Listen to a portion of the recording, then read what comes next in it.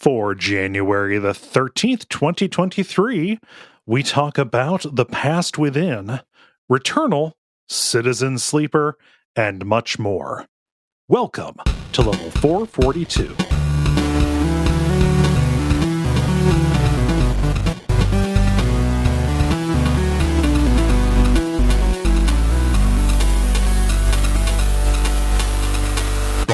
My name is Kole Ross. I'm Dennis Furia. I'm David Maismith. And I'm Ben Merkel. And you are listening to The Level. It's a podcast for people who love video games. Welcome back and Happy New Year, David. Hey, good to be back. Yeah. What's up? What you been up to?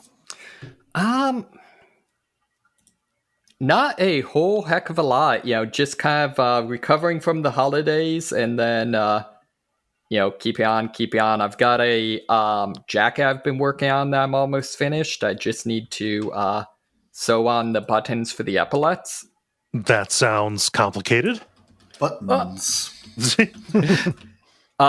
Yeah, although don't think I wish I had a picture now because don't think I'm switching sides. It has a it's like a size I think it's like 13 or 15. Basically, it has a Kingdom Hearts style zipper going up the front. This is the zipperiest button I've ever seen. I mean, I know that is the joke about whatever that character designer's name is. But what is a Kingdom Hearts style zipper? Because I know about it's literally on the other side of the room. 1 sec, I'm gonna grab and drop a pic. Okay. Yeah. Comically and practically large. Yeah. Because the joke about what's his name? I feel bad. I all this coming to mind is Toriyama, but that's definitely the Dragon Ball guy. The joke about him is the number of zippers and pouches. I also might be thinking of Rob Liefeld. But that doesn't line up, because if David is saying that it's just going up the front, that implies one zipper. Yeah. He'll be back soon. No, the designer Nomura. There we go. Nomura. Okay, there you go. Yes. Yeah. Yeah. I mean, it's I don't know what to do. We're excitedly waiting for a picture. I'm here. Uploading now. Sorry, I didn't plan. I don't know how podcasts work. Wait, nope, that's a link. There we go. Whoa! Oh, you could have just said Big Zipper. Oh, sorry. That's what he said. Kingdom Hearts zipper. I appreciate the effort, and it's a cool pic. I like how it's showing your hand for scale. That is a very big. That is a very big zipper. And funnily enough, it is actually not the biggest zipper I was able to find. There's a pattern that I think Simplicity makes that's straight up like a Kingdom Hearts cosplay. Okay. And they actually have like, all right, here's the supplier you go to get the zipper for this. And it's like maybe even twice as big as that. Huh. So yeah, it's looking like the Yahoga 213 centimeter, number 20, I think, super large. So literally the first result on Google when I put in giant zipper. Super large. There we go. I was like, this looks a lot like what you just put a picture up of. So will this be an everyday, like winter and brisk weather jacket, or is this for an event? This pretty much an everyday. Just kind of learning the techniques. What I'm gonna be doing next, this is gonna get real weird into like sewing talk, is there's several different types of like ways to connect sleeves to shoulders. Okay. So you've got like a raglan sleeve, like a baseball shirt, things like that. So partially I'm experimenting with different ways to do that to find which look nice while still giving good range of motion. Okay. Mm-hmm. Yeah. So you're just gonna make a couple of different like example garments and just kind of see how they ride. Yep. Nice. The thing I love about this is you can just hold your jacket on the opposite end of your zipper pull, and effectively you have a flail in a combat situation. Haha! Yeah. But that would F you up. Nice. Yeah. I'm going to segue off of your craftiness. I finished my guitar. Nice. That upgrade finally. I got the pickups for Christmas, and I spent some time over the weekend and then yesterday getting it all wired up. Man, I'm bad at soldering. Oh, soldering. I literally have a degree that implies that I know how to solder. And soldering sucks. I can't solder. I was burning myself. Solder was getting everywhere. I had to the little like solder vacuum thing, the snap that wasn't working. And it was just horrible. But it sounds good. It's done. It sounds and plays good. So there we go. Excellent. So do you have? I know nothing about electric guitars. Do you have to do any sort of like modification to the actual body of the guitar? Like, do you have to, drill anything? I thought that I was going to have to route out a little bit more of the body cavity for the electronics that I got.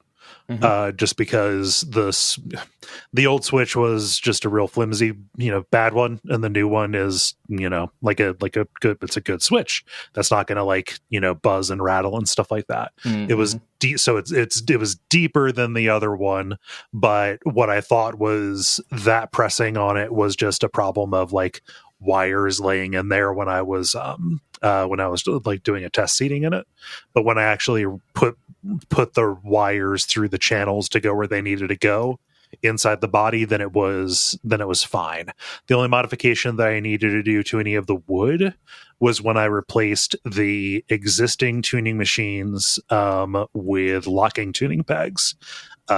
Just this guitar was old enough that a Fender used to affix. Well, I guess this was a Squire, but regardless, the tuning pegs were affixed in a different way, and I couldn't get the old style ones, so I ended up kind of like drilling out larger holes and then like drilling new guide holes to fasten these in, which also entailed sanding and refinishing the entire headstock.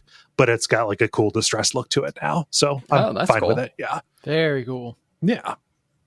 So, long project. It's cool from like a sentimental standpoint. However, next time, I mean, I don't have any other guitar that I got in high school. So, but next time I get an itch for a new music thing, I'm just going to buy a nice new guitar. I mean, is there a next project or whatever? So my next project, my other Christmas gift was like a rotary tool. Those are sweet. Yeah. So I got a rotary tool and I got a bunch of like carving heads.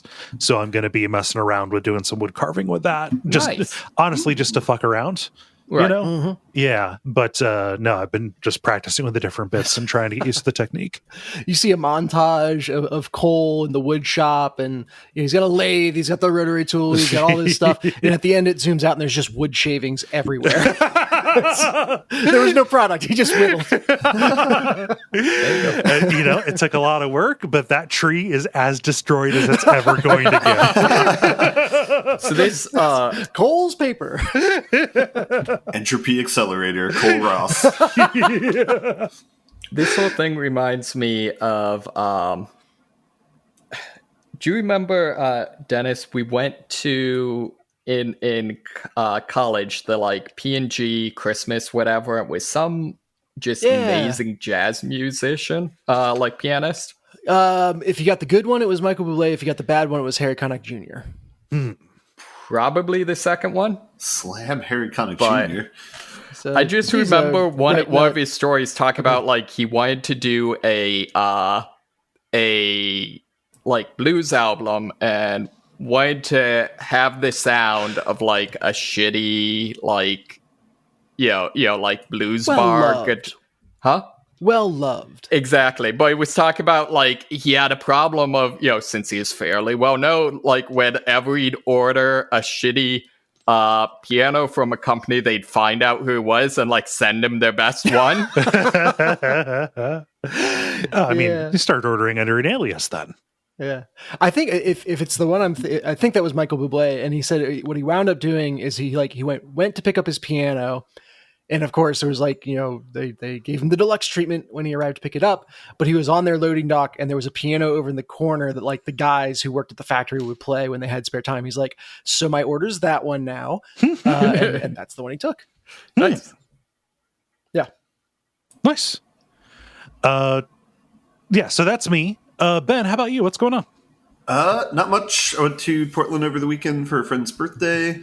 It was enjoyable, and then I wound up, independently of that, I'm going to run a half marathon in October in Portland. Oh, sweet. So I'm excited about that. So now I got to actually start training for it. Oh. I mean, you don't have to. Yeah, I just signed up, I just assumed I could. You burnt enough calories filling out the forms. You're probably ready. That's right. But yeah, it's 2x the most that I've ran before, so we'll see how that goes. But it's a good goal. Yeah. I'm sorry, I missed. Is this half marathon, full marathon? Or? Half marathon. Nice. Would you want to work up to full marathon? I'm not trying to do that yet. I think, doing 2x what your personal best is like kind of an attainable goal. Doing 4x seems very, very hard. Yeah. So. No one sets out to get hooked on black tar heroin. True. So how's your week been, Dennis? What's been going on? There's been a lot of black tar, but not of the heroin kind. Knowing this story, that's a very grim and I'd say disgusting way to put it. So, yeah, we had a stomach bug go through our house, and everyone got it, and Jen and I got it last. Thankfully, it's only like a 24-hour thing. But Jen and I got it at the same time, and it was brutal because the kids were already worn out because they couldn't sleep for the past couple of days because they had it. Or the person in the same room as them had it. Yeah. And then we were laid low. So like all day today, we just sat and played video games and watched screens, and nobody moved and nobody talked. I mean, with the exception of being so sick that you don't really feel like moving, that doesn't sound like a terrible way to spend a day. No, it's probably the only way we slow down as a family, with the craziness of five of us.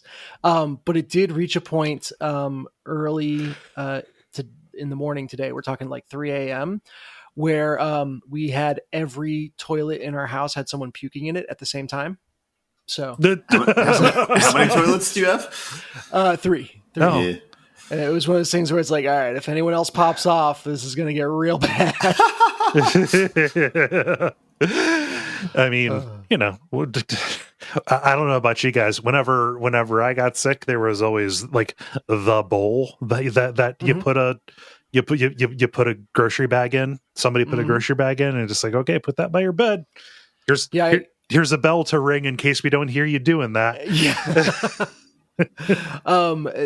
I saw a quote on Instagram that every family has that bowl that is the designated puke bowl and also the popcorn bowl.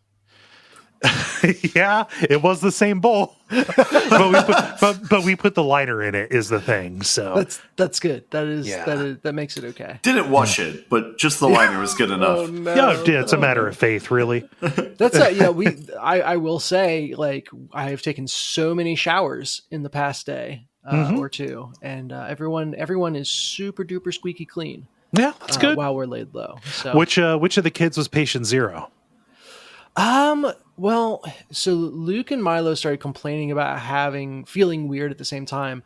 Luke was the first one to get really bad, then he was kind of out the other side while everyone else came down with it. So probably Luke, or he's just got a faster immune response or something. Right, no chance to bear it here? No, I don't think so. He was on the tail end. He was the one who probably brought it over to then me and Jen. So it was an adventure. Yeah. Well, At the risk of losing listeners, I think I'm going to move off of us getting sick. No, I haven't gotten into colors yet. No, you already said something about speaking of black tar, which the body shouldn't be able to do that. Yeah, I think that means that you're vomiting blood, and that is very, very bad. That did not happen to us. Yes, good. Yeah. Well, it's it's one of those things where if your poop's red, that means it's external. If it's black, that's when you call the doctor. Yes. So. Yeah, or you just took too much Pepto-Bismol, in which case, no, that's alarming but normal. The more you know. Oh God! Now we've lost the listeners. Good. Yeah. Which means we can proceed. It's just us now. Okay. Yeah. We can proceed with the regular kind of show. What with the grind, the multiplayer, and the unboss. And why don't we get started with The grind, where we talk about the games we've been playing over the past period of time or so. David, you've been away the longest, so I will throw to you first. What you been playing? Sweet. Actually, not a whole lot. I fell back into my crippling Warframe addiction. Okay. Oh no. It's funny because it's only been I last played in October, so it's only been like 3 months. But that happened to coincide with one of their biggest releases. Okay. They've done. So just everything has changed. So I still only kind of know what is going on. You're basically playing a new game. It's just got the same name. Exactly. It's very strange. But No. No, my biggest accomplishment, I unlocked... It's a Chinese, named after a Chinese deity, so I'm probably butchering the name. I think it's Nezha, Nezha. Asking the wrong person.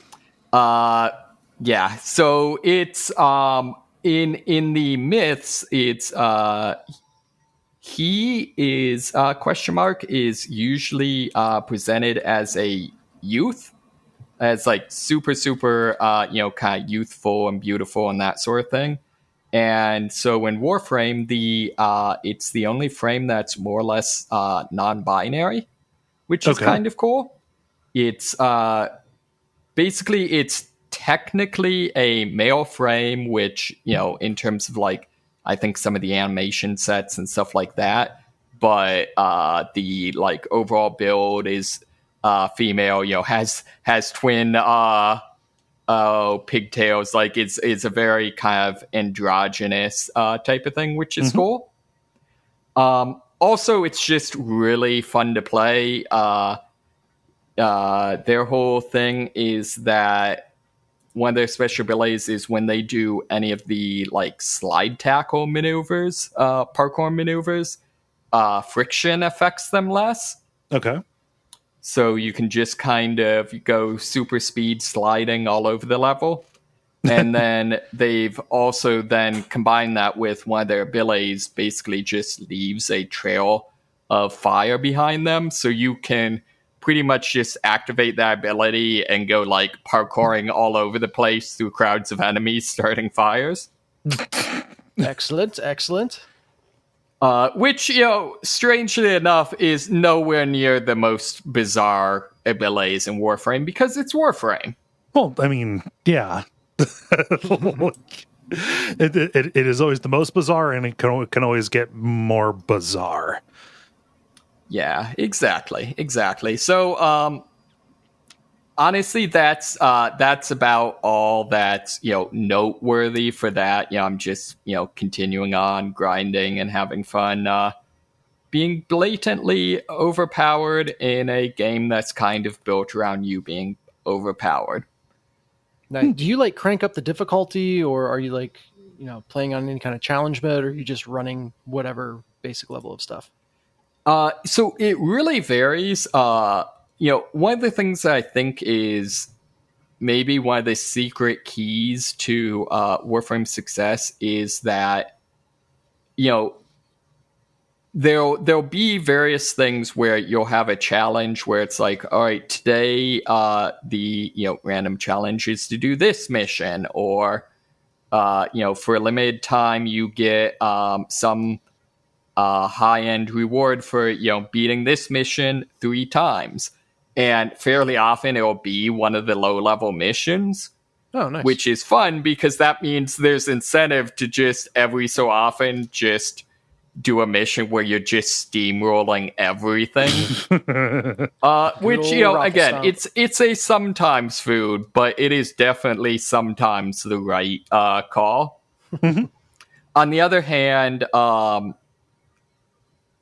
because the game tends to be so balanced around not worrying about being balanced, they're also free to just throw things at you where you're fighting dozens of enemies that are level 100, which I guess doesn't mean anything in isolation. I think the base progression through the levels, where basically the way it works is you're progressing through missions on the various planets in the solar system. And I think that caps out at like level 50. Okay. So like level 50 is kind of the start of endgame. So, that gives you at least some, some comparison of, then there's other missions where they'll just throw a functionally unlimited level number of level 100 enemies at you. So it's one of those things where the difficulty varies an incredibly great deal. But that's part of the fun. Yeah. Any questions about that? No, sounds like Warframe. Yep. Other than that, I finally started playing Citizen Sleeper. Oh, sweet. Oh shit! all right. Yeah, Which yeah. is, wow, that is a amazing game. It is very different than what I expected. I did not expect it. I knew it was mostly text-based and kind of, I mean, I guess it's technically what they call them, dice allocation games. So it's technically kind of a board game. Yeah, there's some like tabletop stuff in there. Like it's a Disco Elysium like. Yeah, that's a good way to put it. And the thing, and I actually haven't played Disco Elysium, so I'd be interested to hear if this is similar. The thing I did not expect is for it to be so poetic. Oh my god, Disco Elysium is, I mean, that's one of the main reasons that I love it is Okay. Yeah. Like Disco Elysium is a game that like made me cry several times. Yeah, it's fucking great in that regard. Yeah. Yeah, so one of the things I've been loving in this is just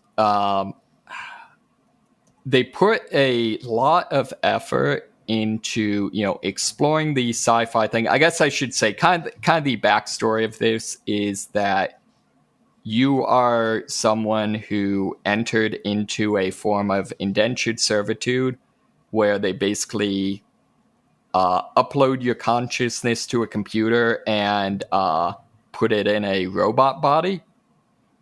And then, you get to the outer rim and find out that, this thing where they're like, oh yeah, just like do this free transport to a better life. And you find out that it's basically just slavery. And so you escape, but your body is set up so that if you do not constantly get a certain pharmaceutical, your body just starts to die in a matter of days.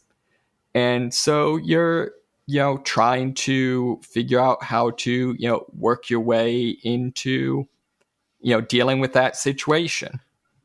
Yeah.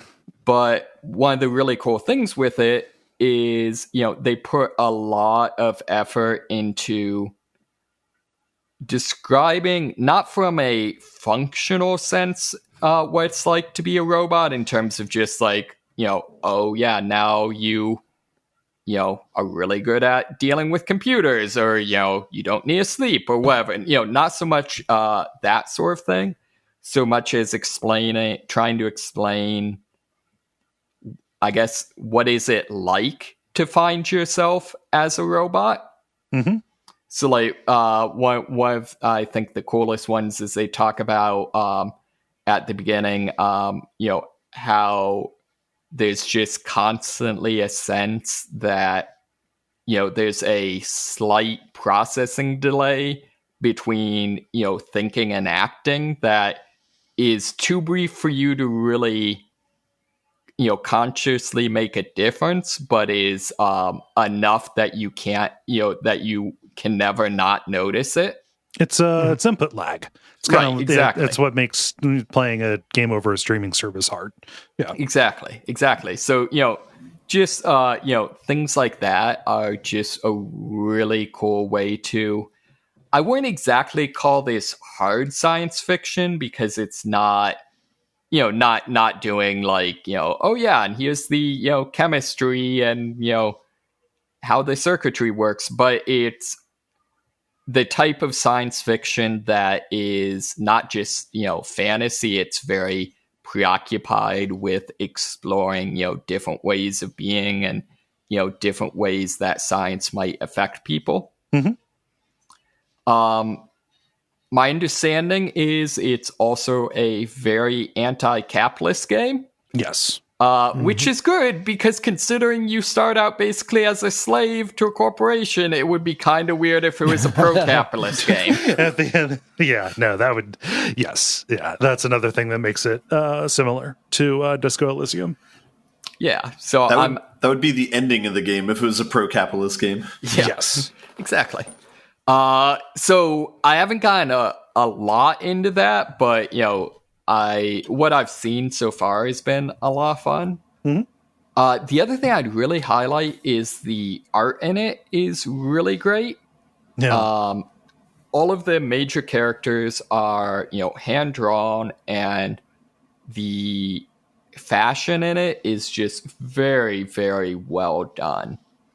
Kind of a combination of like very techwear, but with much more of a kind of jury-rigged post-apocalyptic type of aesthetic to it. It's like happy cyberpunk Firefly. Right, exactly. Which, I mean, those, you wouldn't think that would go together, but it really ends up working out well. Mm-hmm. How far into the game are you? I'm not very far. I just got the first just got my first access to the actual medication you need to survive. Mm-hmm. I have started to pay off the debt of the person that kind of saves your life at the beginning. Mm-hmm. And then I'm helping an engineer hack the space station you're on. So it seems like there's a little bit of the, I think was it the second the second new XCOM game where your kind of carrier you were on was previously had previous occupants and you kind of had to investigate or something like that. Am I thinking? Yeah, it's your base is a enemy starship that you commandeered and now fly around the world, Avengers style. And so there's a little bit of a of that sort of vibe in that the space station you're on is apparently a former corporate space station, maybe, or maybe something else. And, so no one's 100% sure how it works. You kind of the people that live there are sort of half post-apocalyptic scavengers and half, people running a space station. Okay. So that's, kind of cool. I've started looking into that, but again, I'm very, very early on. Nice. Yeah. No, we're doing that next month. That was my pick because we alternate monthly picks on WAF. Yeah. No, that's my pick for next month or month after next. Something. It's coming up on WAF. Sorry, time is weird because you record ahead. Yeah. Right. Yeah. We're doing that. I'll watch out for fireballs, and I'm excited to get into it because I remember Ben talking about it and making it sound real good. And yeah, I want to dig in. Yeah. I'm really impressed. Did this come out this past year? Yeah, sometime in 2022. I mean, this was a really, really good year for indie games. Mm-hmm. Agreed. Someone had to step up. Yeah. Well, I guess that's a good point. Oh man. Did you have anything else, David? Nope. That's all I got. Cool. Let's see. Ben and I have something new. Ooh. Yeah. Let's go. Let's go with you, Ben, and end on the one we share in common. Sure. Okay. So I got I got a couple before that one. I have a very small one that I thought about doing for a news story, but I'll just talk about it here. I played Baba Does Taxes, which is a free game on itch that's made by the person who did Baba Is You. It is a very short experience, like under 10 minutes, and it is bizarre. To describe any part of it is to kind of give away what the game is. It's just interesting. So if you liked Baba Is You, there is a new thing in that universe. I guess here's my question. Is it anything like doing taxes? He's not certain, so it's not like taxes. Is it anything like Trump doing his taxes? Well, you see what's happening, so no. Okay. I don't know. I'm not going to say anything beyond, I guess, what I have. I'll leave it sufficiently cryptic. And specifically, it's like if you like Baba Is You stuff and care about that creator, then you might be interested in it. Okay. It's just a small little thing, though. The other one that I want to talk about is Returnal. So I've talked about this the last couple of weeks. I finally beat it this past week. This is a really good game that is like really under the radar. It seems like the people who played it really enjoy it, but it doesn't seem like it's gotten like a wide play from a lot of people, in part because it's exclusive to PS5, I guess. Yeah, it kind of launched at the height of PS5 being impossible to get hold of. Yeah. So it's kind of unfortunate timing because this is one of the closest experiences I've seen to a video game being a movie in terms of having like more vague expressionism or like kind of like a very like cryptic story that you kind of have to think about and ponder. So I think I was right last week when I said I was about halfway through. That kind of lined up. I had like a demon run where I beat like 2 bosses, got 3 different techs unlocked in a single run. And that kind of propelled me towards the end game. And I needed a few more runs to finish that. There's a secondary ending you can do after the first ending. I got like maybe 80% of the way to completing that, and then I just watched it on YouTube just because I didn't want to spend another couple hours trying to get a run to do it. But I was fine with that. It basically really reveals a little bit more information about the game. The game's somewhat the narrative of the game is somewhat up to interpretation. There's like kind of so in that sense it's a little bit Lynchian, where there's clues to like what might be happening, but it's not 100% clear. But yeah, the settings are so good. Each like biome that you're in is so distinct from one another.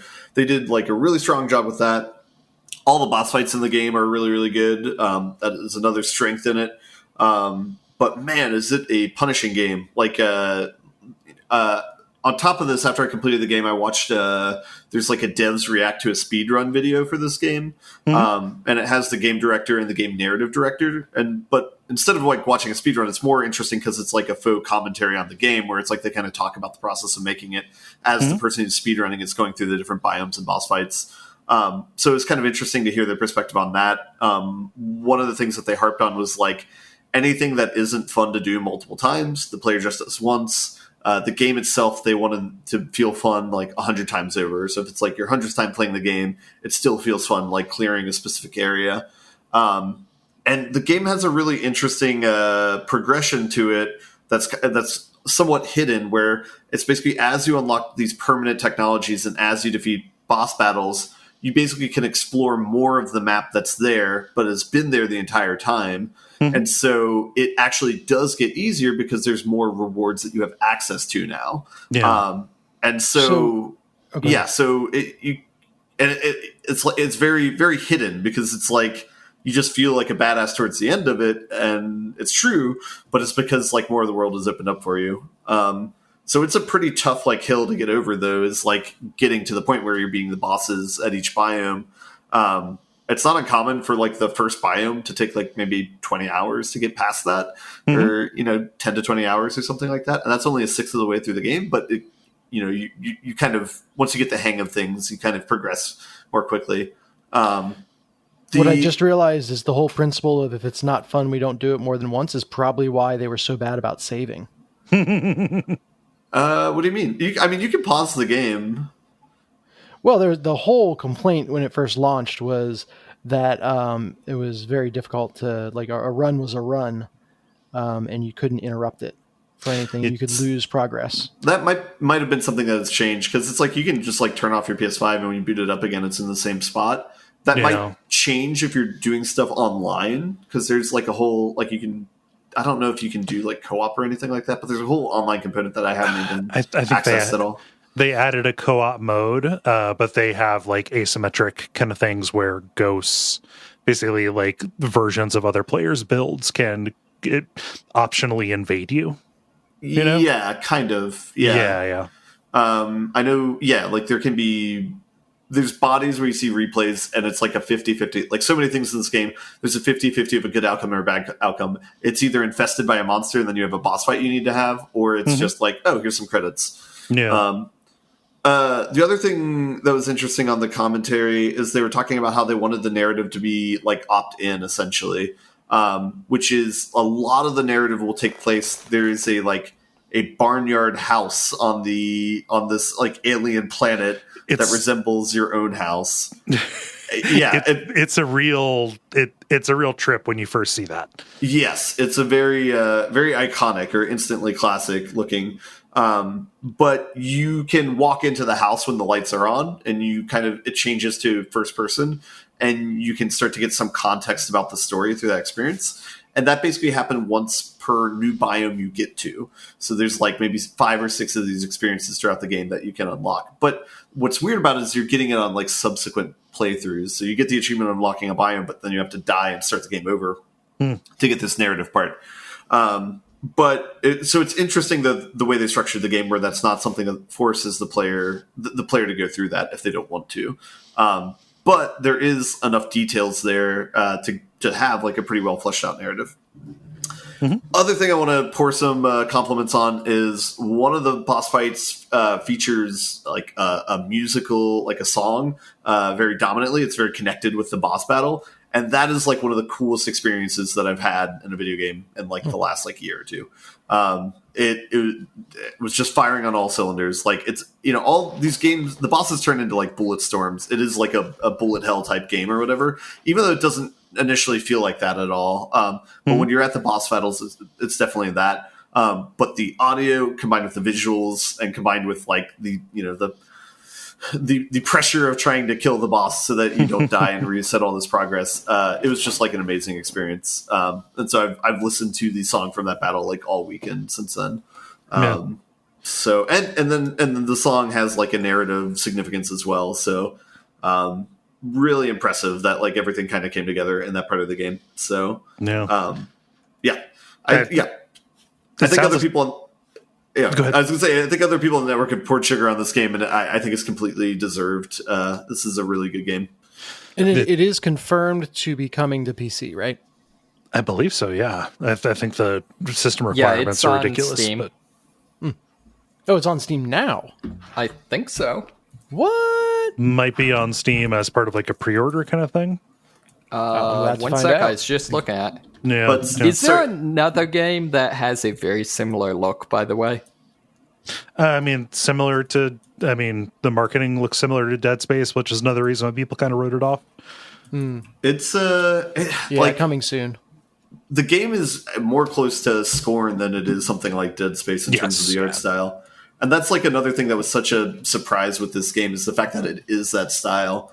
And it's like such a good job of it. Like, yeah, I mean, one of the biomes, not to give too much away, but like you see all these like ruins that you're just like traveling through. And it's just like, yeah, it's just so impressive. The art direction on the game.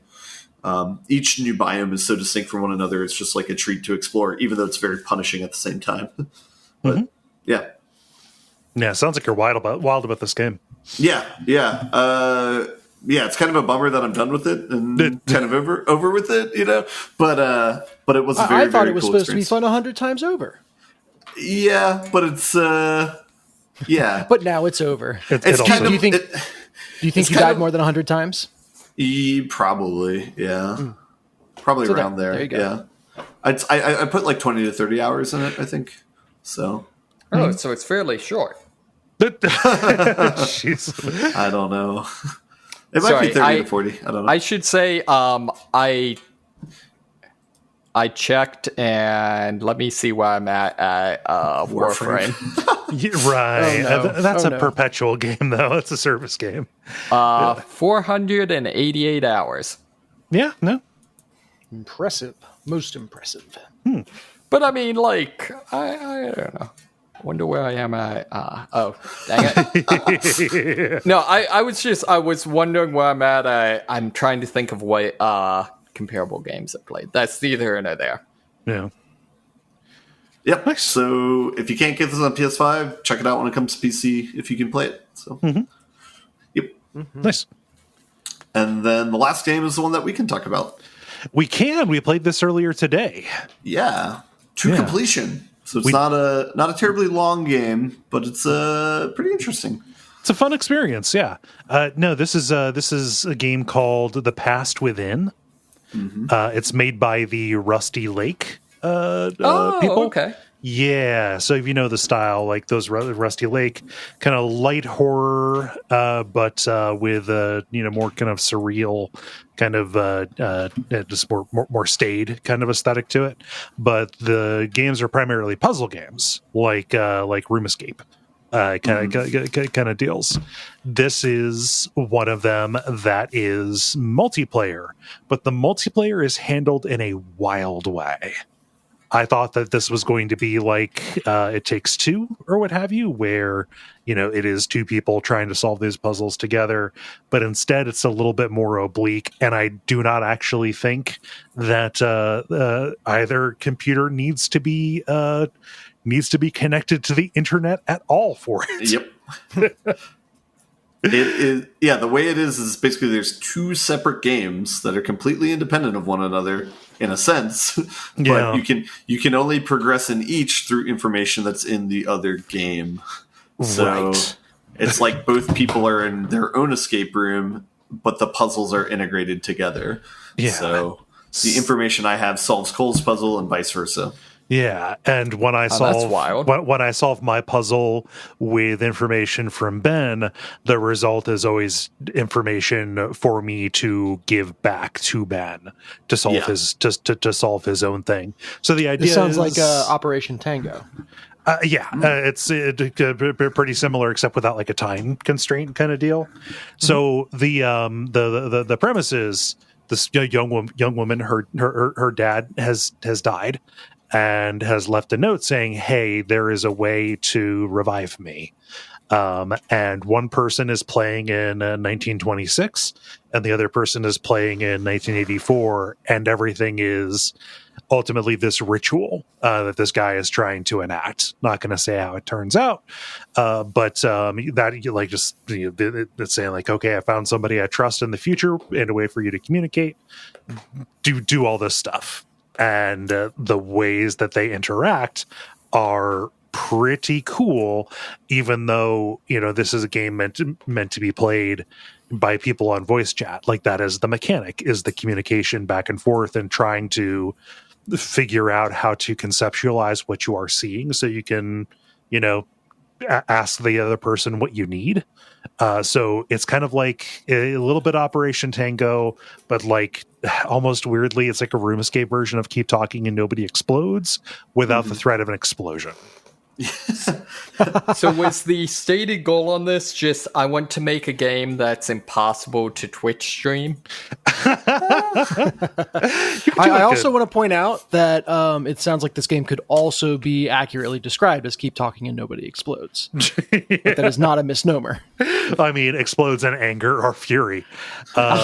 I mean, nothing in it seemed. It's not high pressure is the thing. Ben, I kind of felt like, I don't know if it's just because we get along, but like we were a pretty good team, but like there was not a point where either of us were stuck or either of us were too far at a loss to like quickly and accurately convey what we needed or what we had, right? Yeah, it was usually apparent which person was like exhausted of information, and so you could be like, okay, what else can we explore? And the checklist was small enough that you could usually figure out what you needed pretty quickly. Yeah, it wasn't too bad, and I think by the end of it, like I think we were, at least, I don't know if it was on your end, but it's like I knew, like, if you were unlocking something and getting information, I would go and explore more of the room and start setting things up that would eventually be like puzzles. That's the thing. Yeah, no, just while you were, so there's a bit of an asymmetry to it. So one person is doing like kind of a standard like first person point and click kind of thing, looking at one of the four walls in the room. The other person is looking at, the mobile game The Room, where you're trying to open up the puzzle box. Yeah, it's an older series of mobile games. Jala has played and talked about them. But so the one person is doing like the standard 2D adventure game thing. The other person is almost looking at like their own little puzzle box that is a cube that they are 3D rotating around to look at all the doodads and dinguses on the sides. Yeah. And primarily, like, that is a little bit of like an answer key for what the other person is going through. It's an interesting symmetry too. It's like the one person's on the on the inside looking out, and the other person on the outside looking in. Excuse me. So do they do any sort of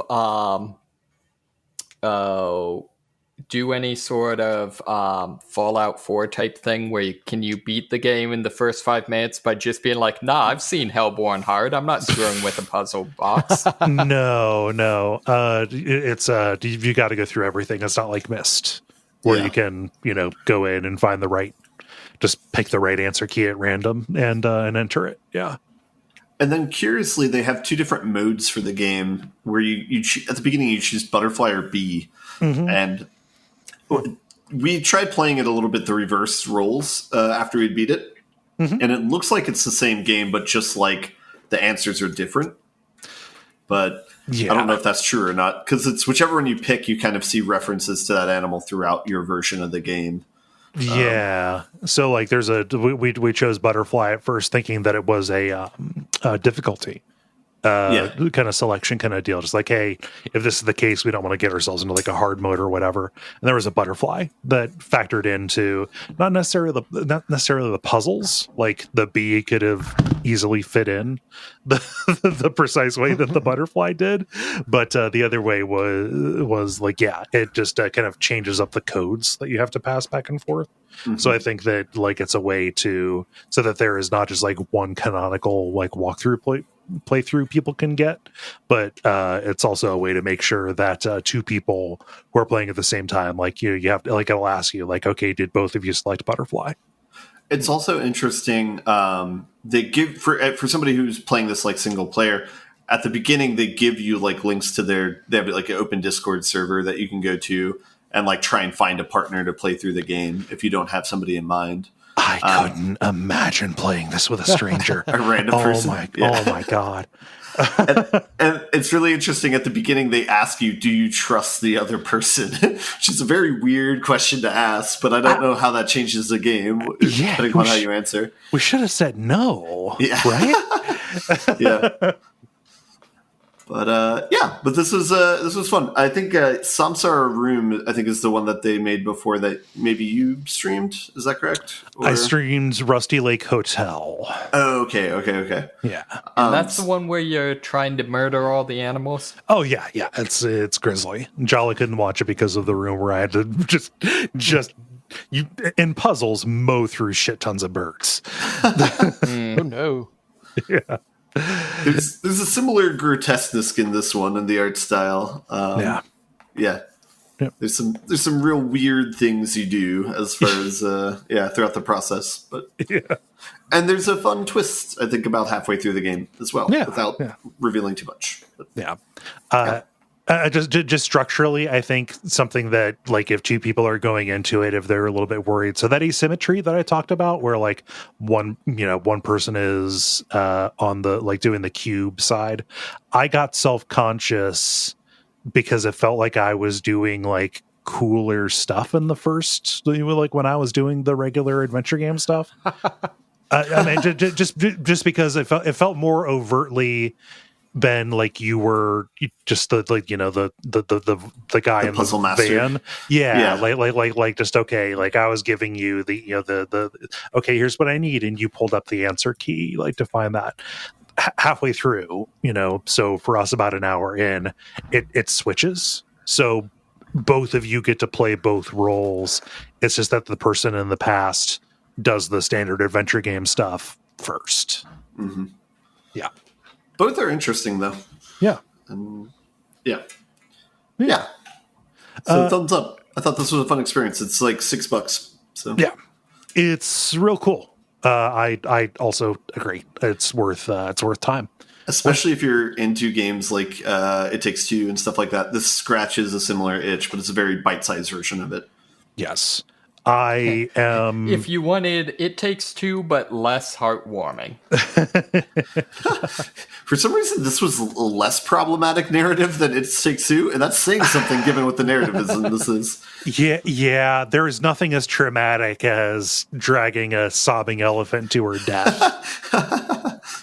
True. So yeah, that was fun. Thank you for thinking of playing it. But yeah. So that was all you had? Was Baba Does Taxes, Returnal, and The Past Within? Yep. Yeah.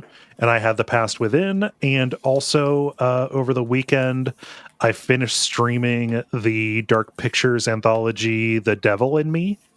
Is that the most recent one? Because one just came out, right? Yes. Yep. Yeah, that is the most recent one. That is the one where the hook is you are in a kind of what is supposed to be a recreation of H.H. Holmes's Murder Hotel kind of deal. So cool concept there. I talked about this a little bit before the new year.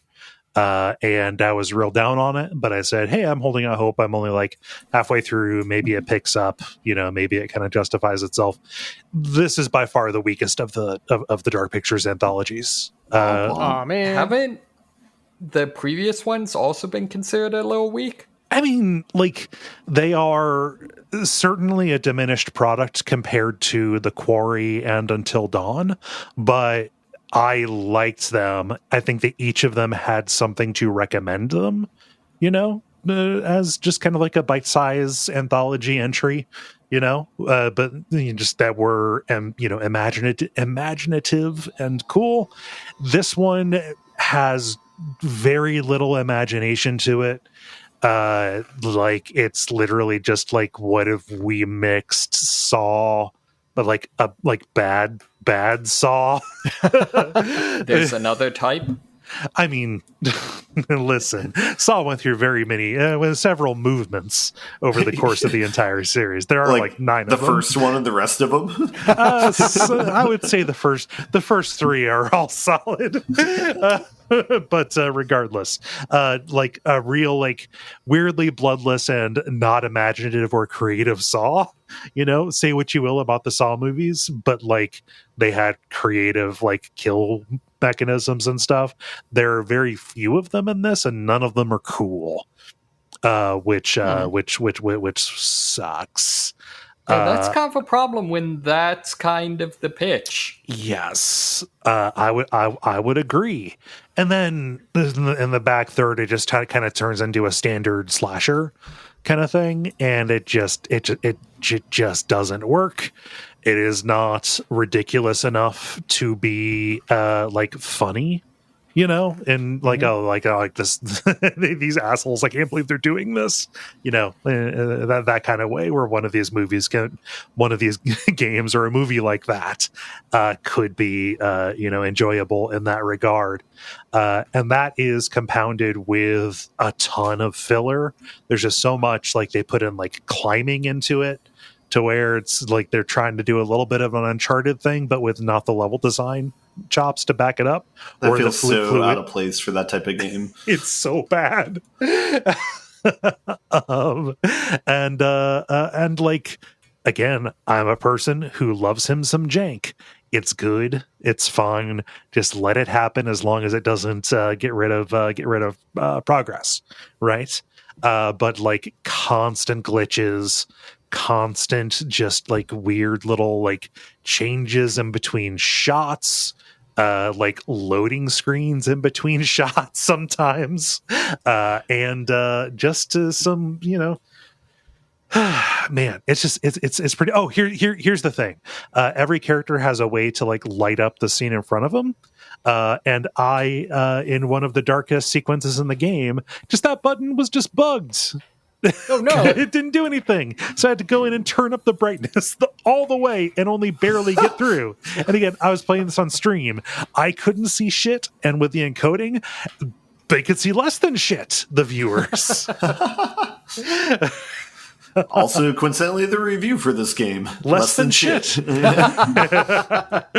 Yeah, I was very disappointed, and I have affection for this developer and affection for this series. You know, this really feels this feels like a Black Swan event. I don't know if it's the case where, like, you know, obviously they had an A team and a B team, you know, like A team working on Until Dawn and the Quarry and stuff, and definitely A team working on like developing the tools and stuff for making these games and putting them out. Something had to have happened. Like, they must have like pulled everybody off except like the janitors to work on the Quarry, and then just like kind of left this one to languish. Wait, is the A-Team the good one or the bad one? Because I feel like Mr. T would not be a good game dev. I disagree. He did those World of Warcraft ads. You're about to get pitied, true. David.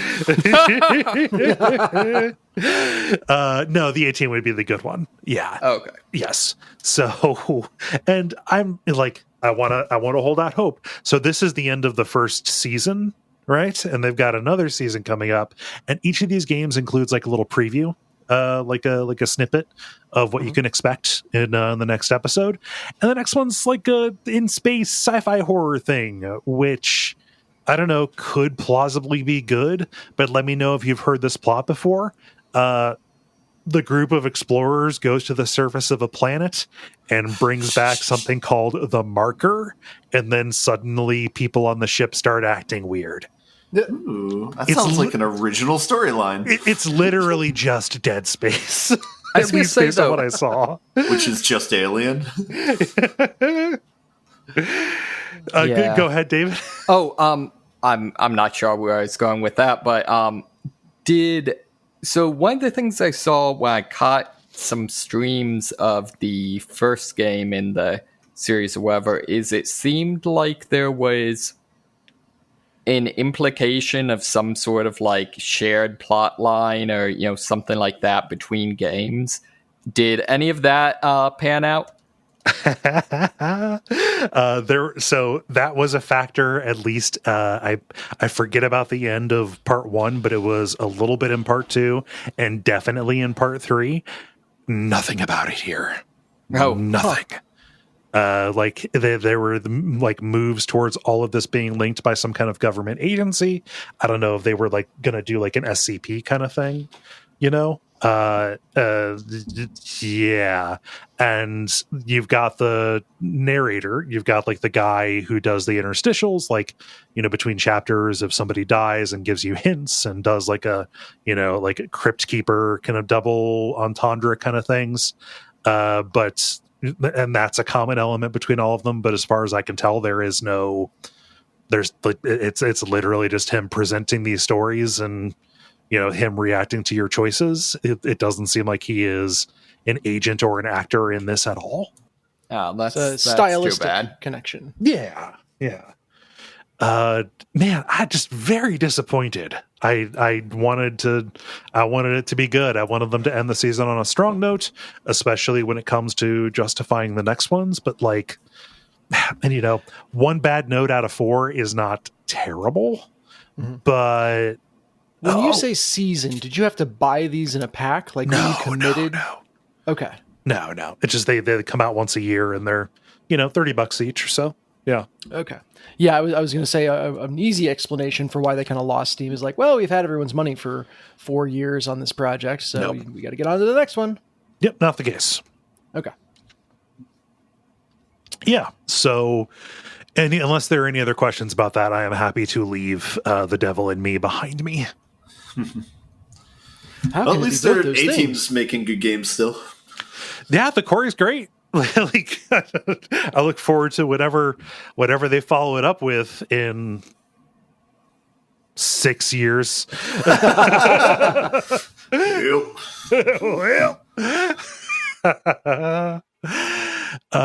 let's see. So yeah, that's all that I've got. Dennis, moving on to you. Yeah, I have been spending more time in Elden Ring. Yay. At your humble suggestions, I kind of went southward and checked out the Weeping Peninsula. And that was a very good time. I'm glad I romped around in that when it was a challenge and not when I found it like at the end of the game and completely over leveled. It felt like it had just the right balance where several of the bosses, like characters that are just out in the wilds, but they get a boss health bar. Yeah, field bosses. Yeah, field bosses. I managed to beat them on the first try, but just like barely by the skin of my teeth, heart pounding. Nice. And that, like, you know, you can't ask for more than that. Like zero friction, all the adrenaline. And that was just, it was the right time for me to be there, and I had a lot of fun with. Is it the dead bird or the bird that you come across on your way? Yeah. The God, now I can think of as Deathbird. Deathbird. Yeah, I believe that. God, it's like I do a podcast about this. Yeah. It's like you got to store all the names at once. So yeah, Deathbird. I know too there little, we go. Yeah. You know too much. Yeah, it's so Deathbird. Yeah. I fought that before figuring out what was firing the giant arrows at me. Yep. and that was a good time. Just a really strong argument for the kinetic horseback kind of gameplay, where you truly are doing ride bys. Like that worked really well, especially because if you hold still for too long, you're going to get impaled by something as big as your leg. Yes. So I explored most of it, and then finally got on my horse and went to the next area proper, at least as I understand it. So went out of Limgrave, I got through the castle, and then Liurnia? Yeah, Liurnia of the Lakes. Yeah. Okay, this is the first time I've ever had to say that word out loud. Same. It's a lot of vowels. And started kind of going through that. I've gotten bolder and bolder about just taking random portals to places. Okay. So when you are, in the world, you'll just occasionally come across something that Looks like a bard portal from League of Legends, if anyone's familiar with that. Called like they're way gates, yeah. Or sometimes they're just it's just a trap in a treasure chest. Yeah, I the first time I found that, I was like, nope, not with a 10-foot pole. Hell no. Which one got you? I found the one that's like in the crevice of the river, heading east out of Limgrave. Okay. There's some chapel that it's right nearby. I would probably recognize the you Church of America. Yeah. So it's north of the third church. Yeah, you got the one that took you over to the Dragon Barrow. Yeah. Well, so that at first I was too afraid to touch it. The grinding area. Yeah, I mean one of them. Yeah. Well, so I found that one first, and I saw okay, this is going to take me somewhere else. I was like, no, I'm not doing that. This is too scary. Uh-huh. And then eventually, I think I took one that fired me like right where I needed to be, heading into Liurnia. Okay. And I was like, oh, that's great. Okay, well maybe these are good things. And then so I took that portal over, and I have never had a stronger feeling that I am not supposed to be in an area than when I was in the Dragon Barrow. Wait, am I thinking of the right one? Is that the one with the little weird like cartwheeling flippy dudes? Oh, with the Cessblood Albinerex. That's not a Waygate one. There's a Waygate somewhere near there, but the primary way that you get there is by doing Vare's quest. And getting the little item that lets you warp in. Oh, okay. Yeah. But yeah, so I noped out of that area after dying a couple times to like weird bird thing outside the doors of the chapel that it put me in front of. Yeah. No, those the Blackblade Kindred gargoyle is pretty tough. This game does not like birds. No. You do a lot of murdering of flying things. Were there this many flying enemies in previous entries? No, there were some that were definitely annoyances, but there are a lot more in this. I think probably and it is not a good thing. It's because you can jump now. You can jump up and reach them. You can jump. Yeah. I am real quick looking at the map of Moog's domain just to see if there is a Waygate there that I have completely continued, Dennis. Yeah, so I kind of jumped over into Dragon Barrow. I also somehow got there going east from Limgrave through Kale, I think. Yeah. Like the Dragon Barrow is like the northern. It's like the plateau that is the north part of Kale. Yeah. So I mean, and that was like, oh god, dragon. Oh god, another dragon. Oh god, all dragons. And then so I got the hell out of there. Okay. It's literally where the mother of dragons is. Yeah. I saw that. It was just like, other direction, run. That's the plan. Yeah. All this time forgetting that I can warp, most likely. Yeah. Well, not when enemies are around. And those dragons chase you. Yep. So anyway, when the Waygate took me like right to the heart of yeah, that was a real nope moment for me. Yeah. At least they telegraph it well with the red sky. Yeah. One assumes that you would take warning. Yeah, but does the sky always turn red when you're invaded? Is that a thing as well? No. Mm-mm. Okay, I got invaded at one of the church's chapel things. That's it's a person with a big like scythe. Yeah, that would be probably the. There's a church on the way in to Kale. Yeah, on the way into Kale where you're invaded by this game's version of Maneater Mildred. Yes, that is it. Yes. So that is like right on the edge of Kale, so the sky would be turning red there. Yeah. Got it. Okay. So the way it happened, I assumed that was what told you had been invaded. Oh, that'd be badass. Yeah. I know. Yeah. I was like, oh, that's super cool. I have not been invaded once outside of that. Yeah. So are you connected to the internet? Yeah. Oh, yeah. Mm-hmm. It's relatively rare. Usually you're invaded when you are co-oping with people. Those are prioritized. Okay. Yeah. I can appreciate that. Yeah. So I finally found my way into the big city of Liurnia, and I have reached the next, I think, Legacy Dungeon proper area. Yeah, Raya As of right Lucaria. now. It's so good. Yeah. Well, and it's so funny, right? Because the last time I talked about this, I was like, man, I really loved the Stormvale Castle part. Like, that hooked that up into my veins. And then I played a ton, and it was all open world stuff, which I surprisingly didn't mind. So I'm learning to love open world, but I'm very happy to be going back into the more bespoke dungeons. Yeah. Yeah, it's paced relatively well in that regard. Mm-hmm. Yeah. So that is Elden Ring. So for right now, anyway. Question about this game, completely apropos of nothing, but does the game ever explain what the deal is with the Sky Wolves? They're just riding the waves, baby. You mean those the 3 wolves that drop on you when you go into Stormhill? Yeah. Yeah. No, it's no. It's very funny because when I did the randomizer run, I forget what it was that dropped in, but it was just 3 completely random things. Look, man, we're as surprised as you. Yeah. It's I think that they're trying to convey that if we had cat enemies, it would be raining cats and dogs, but we kind of don't. So here's just the dogs if you want them. So is this a dog? Yeah, that's great. Nice. No, I think you're going to enjoy Raya Lucaria. It's a good dungeon. Don't skimp on exploring around Liurnia. There's cool stuff there. Is that right? Yeah.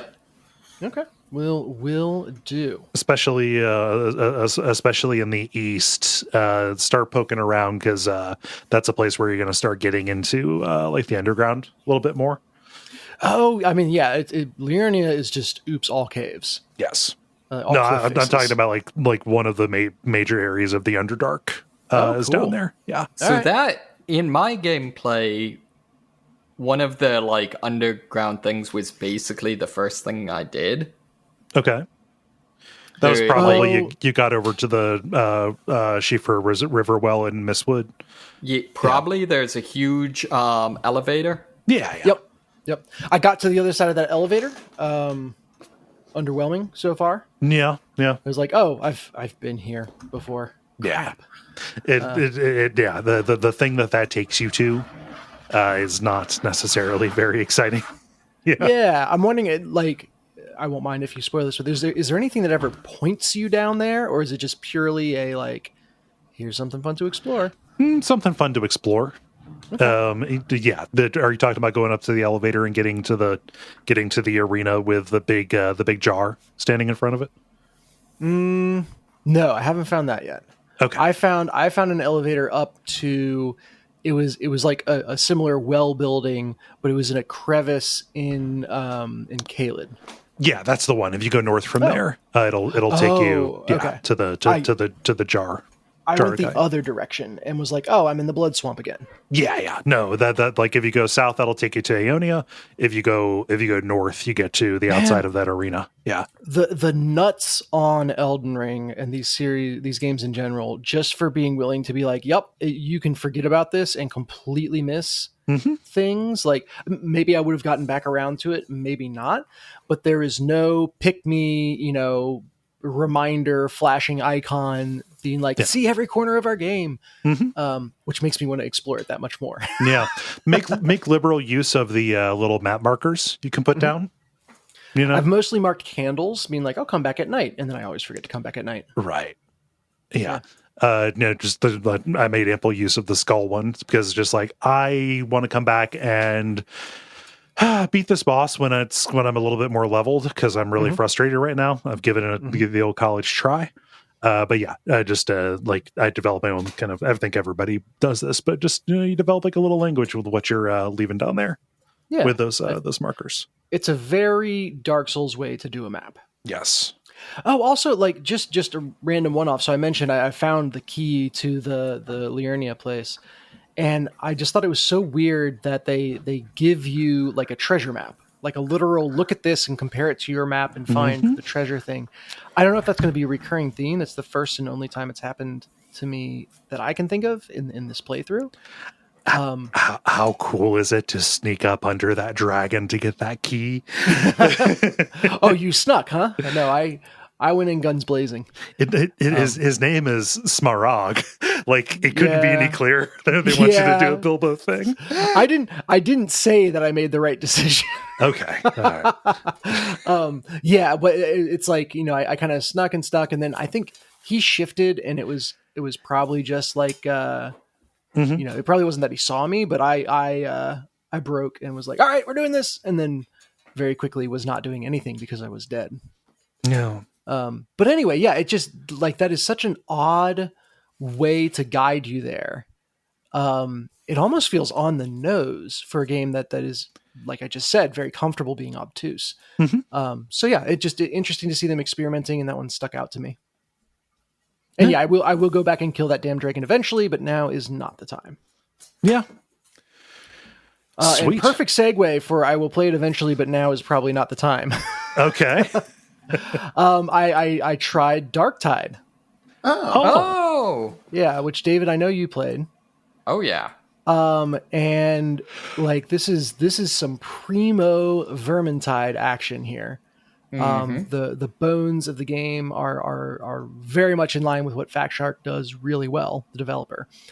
However, it is so freaking unstable right now. Really? I had more missions than not crash on me in one form or another. Wow. And thankfully, several of that was like, okay, at the end loading screen, instead of dumping me to the Citadel, it dumped me to the desktop. And I kept my progress. But it's just, it feels even less completed than most games are now when they enter into the game this, is about half done. Yeah. and have they made that explicit? Is that is it like... Because this doesn't even feel like beta. It's been explicit that like the things they said were going to be in it, a bunch of them aren't. So like early access still? No, but it should be. Yes, that is a good way to say it. It's just like, to give you context, I've had a single crash, and even without crashes, like it's early access. Okay. Which sucks because what's there is really fun. It is a great co-op game with friends, and this series, the Tide series, I guess we have to call it now, Tide likes. But more so than any other game I play, have me like physically dodging and weaving in my chair. Just because you turn and someone's midway through swinging a giant axe at you, you're gonna duck. And for some reason, this just captures that visceral response from me in the way that, I've played other melee games, I've played other scary games, and I don't have that same kind of physical reaction to what's going on.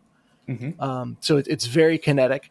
Hilariously, in times where I've had my podcast mic still up, I've started taking it down when we're not recording, because I'll like be going in for a lunge kill and like bash my face into the microphone because I'm getting into it, man. What's your character? So I went with the Psyker. Okay, sure. Which is like, in the world of Warhammer, I picked up like the Void is what they use to kind of hyperspace travel, except it's like full of Cthulhu demons. Yep. And the Psyker character kind of has the ability to tap into that to, at this point for me, pop heads. Yes. Which is immensely satisfying. So every class has something special. What I can do is grab an enemy, not physically, but like, pick an enemy, and then just hold down a charge that gets more and more intense until lightning strikes down and literally pops their head. The great thing is, after initially kind of selecting them, I don't have to be able to see them, and there's nowhere they can run from it. And so it is wildly overpowered. Well, it takes a while. And in a game that is about floods of enemies, being able to do massive single target damage to one enemy is oftentimes not the tool that you need. However, I understand that the Psyker does have the ability to do crowd control as well. Just you kind of have to pick one or the other as you start unlocking weapons. But yeah, it's also like the Psyker is squishier than some of the other characters, and there's things that balance it out. But man, does it feel good. Especially like there's one enemy, it's a dog that rushes you, Yes. and dog is generous, right? This is like it's a very Cthulhu dog, and you'll hear it howling and growling and stuff well before you see it. And it gets to you fast once it's on the screen. And so I'm just like swinging around wildly. Like I hear it, and if I can catch it the second it shows up, I can kill it before it gets to me. If I'm just a second behind, I'm going to get mauled. Yeah, so the secret exciting. to those, by the way, is that you have to use your push. So like block and push, because in the thing of this game is only half finished. The like server lag is almost always too much for you to be able to dodge it. Interesting. That's why I've had such bad luck with dodging. Yeah. Like dodging for enemies, like general enemies, generally works because, you can just kind of rely on the iframes, but for the dog, it's almost impossible. Because it moves so fast. Yeah. Right. That makes total sense. And also for like the charger tank character, I don't know how to not make Left 4 Dead analogies. No, it's. I think that being the version of this that most people have played is, I think that's a smart one. It's a common point of reference. Yeah. The other thing that I like, the other thing that's different from Vermintide. Go ahead. Yeah. Oh, I was just going to say, on the subject of your character, what's their backstory? He was a fisherman on a water world, essentially, and had a psychic awakening that made him he's very devout to the Imperium, but went too far as to question some superiors' motives on matters of faith, and that's what landed him in trouble. Nice. Yeah, but he's into it, man. He's all about it.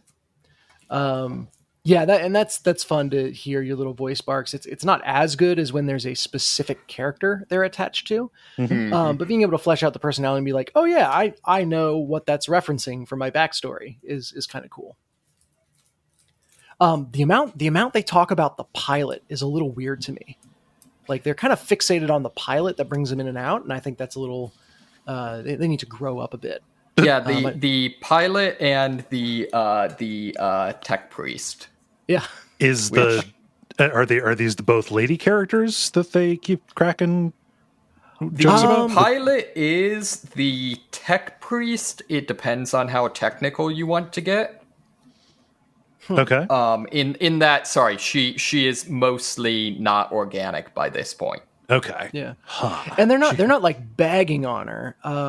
It's more just like there's a lot of lines about the pilot. And I think it's like, well, that's something that happens every mission. You get dropped in and then you get picked up out. So we'll have voice lines for that, but you hear it a lot. So yeah. Again, like that among the things that are unfinished and need to be smoothed over in this game, like that's so far towards the back of the line, but it does stick out. I don't know if you've been exposed to the fandom enough yet, but the community has kind of decided on the new Lumberfoots is now varlets. Varlets? Who says that? The tech priest. That's that's her dismissive term for your teammates. Fair enough.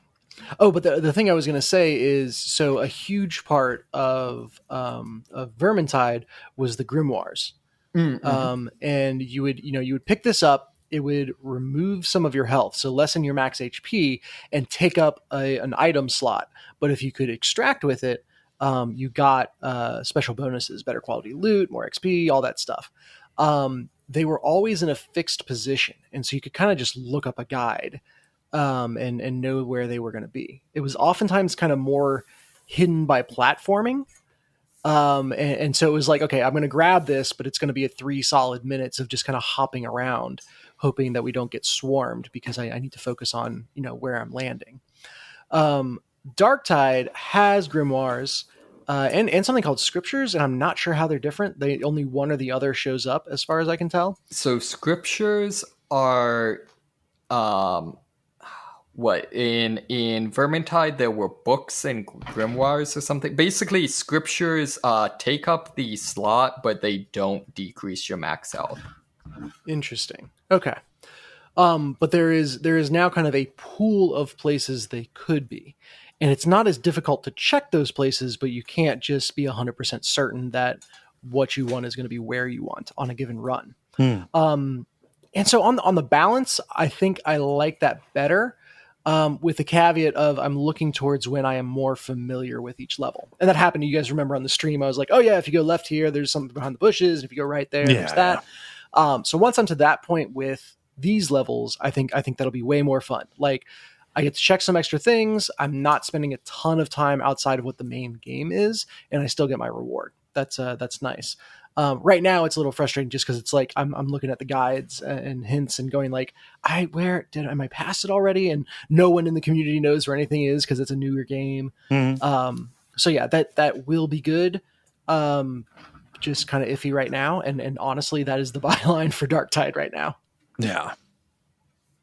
I'm sorry, I was just thinking that if somebody did a podcast about both Darktide and Vermintide, they could call it Tide Pod. But then I thought that probably is taken by enthusiastic fans of Alabama college football. So yes, that's Roll pretty Tide. good. Yep. so sorry. No, you're good. Most of my brain power was dedicated to that. Multiplayer. Now it is time for the multiplayer, where we ask you a question and then you answer it. Dennis, what is the question that you asked the nice people? Yeah, the question is about having all the money and time in the world to play video games, but still not wanting to play that game. So what is the game that you would not touch even if you had all the money and time in the world? Yeah. And to clarify, we're specifying what is the game other than the Stanley Parable. Ooh. I'm just trying to get the achievement. Once 5 years is up, then I'll play it again. But I'll get started here with Jeremy, who says, I'm going to say The Witcher 3 Wild Hunt. That game looks amazing, but it looks scary long. Might give it a try after Elden Ring. The new PS5 version looks amazing. I mean, the question is, you're gifted with unlimited time and money and as many games as you want. Yeah. But no, play it. It's good. The Witcher 3 is a very good game, and like the combat's not going to feel as good after Elden Ring, but those quests, the story quests, cannot be beat. Look, time and money will not get rid of your fear of commitment. There we go. True. Yeah. And the plus side is you can play like 2 additional games after that with the expansions. Two very good ones. Yeah. Let's see here. David, what does Ollie say? Ollie says, I honestly can't see myself ever trying to play Persona 4 or Persona 5. Turn-based combat and the overall aesthetic / vibe just isn't my thing. Fair enough. Makes sense. Yeah. Ben, what does Callum say? Callum says, Senran Kagura, Peach Beach Splash. My cousin showed me the trailer and was excited for it, and I realized that we get various different sorts of enjoyment from video games. What in the fuck is this game? I had the misfortune to Google it, so you don't have to. Oh, it is exactly what you think it is. It's an anime titty third-person shooter. That's like a team-based third-person arena shooter kind of deal. Yeah. Let's see here. The buxom shinobi of Senran Kagura are back. They've traded their katanas for water guns in this third-person splasher. Customize your team, lead them. Yeah.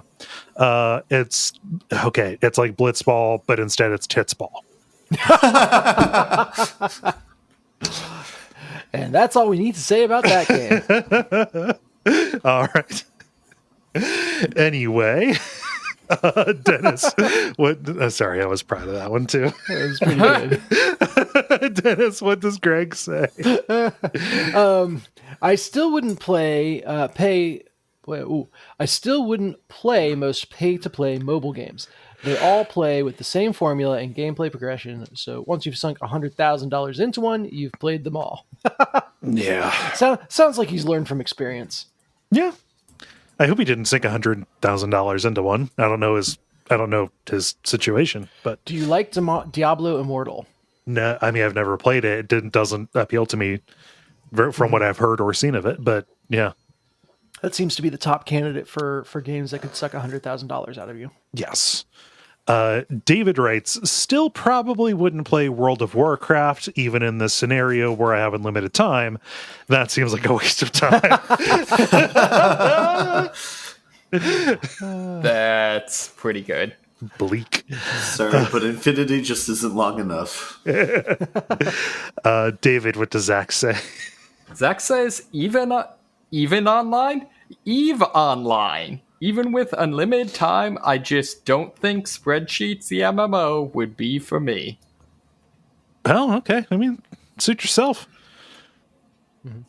Guys, this is too funny not to share right now. Okay. So I was writing down a title, Titsball, and autocorrect was sure that I was trying to say Titanfall. Okay. Good on you. Good on you. Autocorrect. Way to be optimistic, autocorrect. Very, very wholesome and in the right genre, but no, I said what I said. I mean, isn't Valiant just Titanfall plus waifus? Valorant? Valorant? Whatever. Yeah. I don't know. I've never played it, but I think you might be thinking of Apex Legends. Oh, I'm sorry. Whatever. They're all the same game. Oh my gosh. Let's see. That was me who said that. EVE Online, yeah. Oh yes. So that was Ben David who said David. Zach. Yeah. Yeah. Sorry, I lost track of it. Hey Ben, what does Alex say? Alex says, my nephew showed me a few iOS mobile games when I was visiting over Christmas. I know that some playable ones exist. I've seen some in the past, but it makes the Switch store shovelware problem look mild and wholesome by comparison. The Switch store, I really want to see. You're never going to get it because Nintendo is just a vault. Like very little gets out of there. I really want to learn what happens there because there are so many games that are like $4 games that just have the word hentai in the title. Oh no. And I don't think like you look at them and it's not like smut. It doesn't appear like yeah, it's a little bit racy, but like it's not hentai, like you would associate. It's not Steam. No, well here's the problem is like the Nintendo moderators, for them to cut it out, they have to acknowledge they know what it is and they're too embarrassed. And then they would get fired. Yeah. Yeah. Yeah. So I really want to, I want to know what the story is there for how that got to be the case. Yeah, regardless. And then Dennis, round us out with what Case says. Final Fantasy 14. Probably for similar reasons to WoW and EVE Online mentioned above. Yeah. Yeah, this is a tough one to answer because like there are whole swaths of games. Like, I don't know, there are a bunch of like match 3 puzzlers that are probably some of the only games that some people still play, that some people play even still to this day, but like, I got Tetris Attack. It's fine. I don't need another match 3. Like, and I'm even throwing like Puzzle Quest in there, which I just like, I know Dennis, you like it, like it seems fine, but I just don't. No, just unlimited time. Man, that would be pretty far down there on the list for me. No, it's like maybe I would dabble with it or just like touch it, but not finish it. But even then, yeah, some. Well, some I mean, of those you're a real gamer, so you would. No, we don't do that here. But like, yeah, it just no, I've just got no interest. Like, it just kind of seems there's so many like there's interesting shovelware that I could play. Like, we did a whole Abject Suffering episode about all the various games about horse cops there are on iOS. Wow, enunciation is really important on that one. Yes, horse cops. Well, here's what it is. You realize who is spending all their time on mobile games because they're bored is horse cops. No, it is not. Okay, we did this a few years ago, but even then we had to clarify. It's not about cops, it's not about equestrian police officers or whatever, it's going out and fucking trampling on striking workers or whatever. No, this is about freestanding cops. No, freestanding horses who do cop stuff. Seriously, next time you're just fucking around on your phone, open up the App Store and then just type horse cop in there. There'll be lots of asset flip freeware games just about horse cops. Great. All cops are equines. David, how about you? So I feel like the easy one to go with would be I'm probably never going to play Sex with Hitler 2. You can't top the original, so that's why, right? Exactly. Now you're implying that I would because I didn't say that. Incognito window, is this real? Oh yeah. Oh no. No, sorry, going off on a tangent, one of the best things about the way Steam does their marketplace is they have the, most recently released thing right on their front page. So when I found out about it, not only did Sex with Hitler 2 exist, it was on the front page of Steam. Oh God. But in terms of more serious games, probably Binding of Isaac. Just the aesthetic yucks you out. Yeah, you're not big enough in the gameplay. The poop jokes and then some of the subject matter stuff. Yeah. I could see that. I mean, it is a game trying to be provocative. So what about Sex with Hitler 3D, Money Smith? I don't want to search that because I don't want my algorithm to. Oh yeah, I definitely opened up a incognito chat. I already searched Senran Kagura in my Steam, so all bets are off. This is gonna be bad. Oh yeah, no, I did perfectly acceptable answer. Yeah, Ben, how about you? I'll just go with WoW. Anything where it's you grind and feel depressed at a certain point because of how much you've ground. Yeah. I mean, the answer is just not to feel depressed. It is a choice after all, yeah. You haven't reached endgame until you feel depressed. Oh, and Dennis, how about you? Yeah, I think mine would be Dota 2. This is someone who's tried League of Legends in the past, and I like it just fine. I'm terrible at it, but I would play it. There's just no room, even with unlimited time, for 2 of those games in my life. You kind of got to pick a lane and stick with that. Yeah. I was Ben got it. Yep. Yeah, I feel like any of the League or Dota or any of those ones. Yeah, well, I feel like most other MOBAs that I'm aware of at least try to do something different. However, to my understanding, which again, I haven't invested a ton of time paying attention to Dota 2, but they are virtually identical. Just in all the conventions. So send your angry emails to Kole@Duckfeed.tv about how they're different. But that's my impression. Yeah. Sorry, I'm looking at there is Senran Kagura Peach Ball. Oh no. That was the one referenced, right? No, you're thinking of what's that fucking called? Peach Beach Splash. Peach Beach Splash, yes. See, the weird thing is there are good games that also have gratuitous boobies. Yeah. Porque no los dos. Yeah. Oh God. Well, thanks everybody for at least broadening my horizons. Got a couple of things on the wish list here. If you want to, thanks for hosting this, Dennis. Mm-hmm. If you want to participate in the multiplayer, go to facebook.com/thelevelpodcast. Watch for the prompts to go up on Monday afternoons. The End Boss.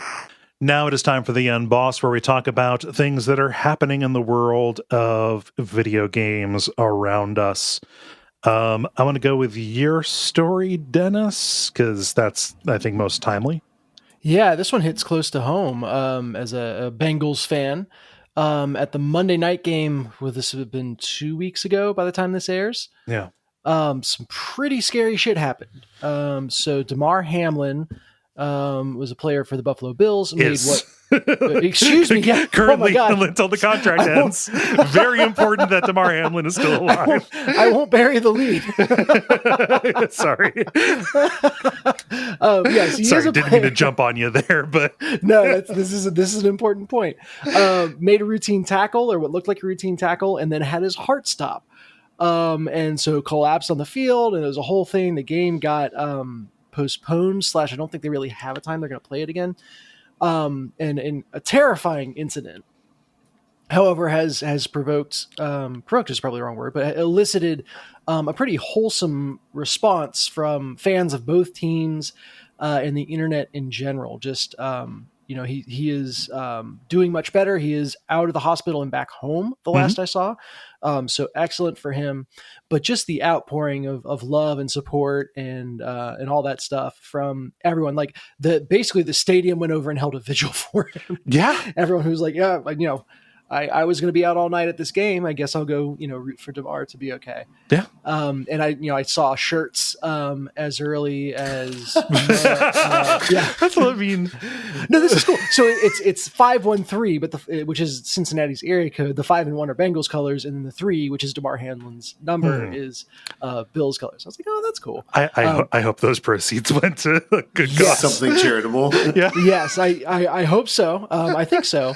I also know that Damar Hamlin has a charity, and people gave gangbusters. It was went wild. Yeah, $300,000 overnight or something like that. So, just a chance for everyone to be wholesome, and something that was very scary and seems to have reached close to the best possible result, other than it not happening in the first place. Right. Yeah.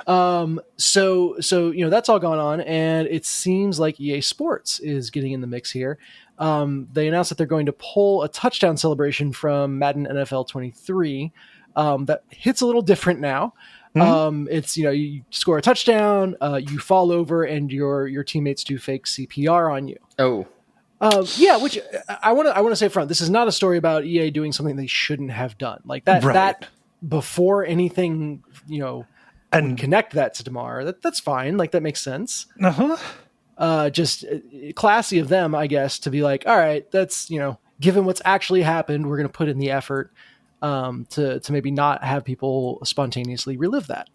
Yeah. It hits different, I think, is the right way to put it.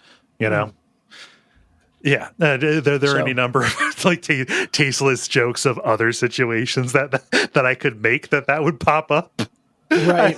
I about did a real choice one with 9/11, but oh no, yeah, what we need to do is go through every touchdown celebration in Madden and explain how it could become problematic. I mean, notably from what I've seen of the people who actually pointed this out, it wasn't like, how dare you? Yeah, people were just like, hey, it's like, hey, maybe look at this, and the EA was like, oh yeah, totally, and kind of after the NFL decided what to to do the right thing.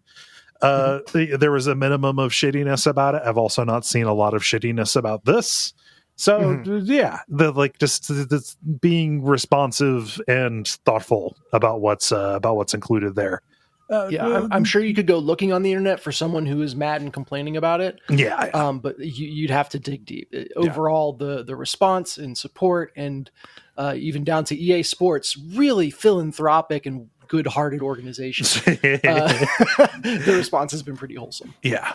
So this could have been a shitty culture war. It seems like it didn't. Literally nobody is hurt, and yeah. No, you gotta love, for anyone that's not into sports ball, you gotta love the story of the game, the Bills, Damar's team, first game back, first play back, they ran back a kickoff for a touchdown. Cool. Just that's storybook right there. Yeah. No, it seems to have brought out a lot of cool things in people, and yeah. Can Can I just be like hyper cynical and ruin the mood? Sure. It's like everyone sucks If here. if I say no, will you stop? No. It's like the NFL doesn't do shit about this. Like, people still on the field. People still have long-term brain injuries from playing even if they don't die. Like, all this shit sucks. I just wish, like, I could make everyone on the planet forget, like, these sports exist and just find something else to do with their time.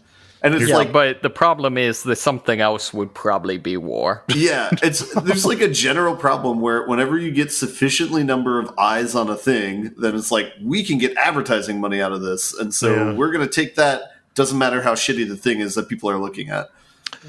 If you're going to wish for things like everyone collectively forgetting, equally plausible is like football becoming a safe sport while retaining everything that makes it fun to watch. Sure. Yeah. So let's wish for that. Yeah, I agree, Ben. It's but man, I don't know. That's not a problem we can solve here. Yeah. We're total experts on it, though. They should be calling us. Folks are going nuts for our sports commentary, which is just us occasionally shouting sports commentary. Yes. I've got one that is a bit more of a bummer, at least to me. Yeah, I was going to say, I do not want to go last because mine is definitely a bummer. Okay. Well, it's just going to have to be the way that it is. We really should have ended on the Damar Hamlin thing.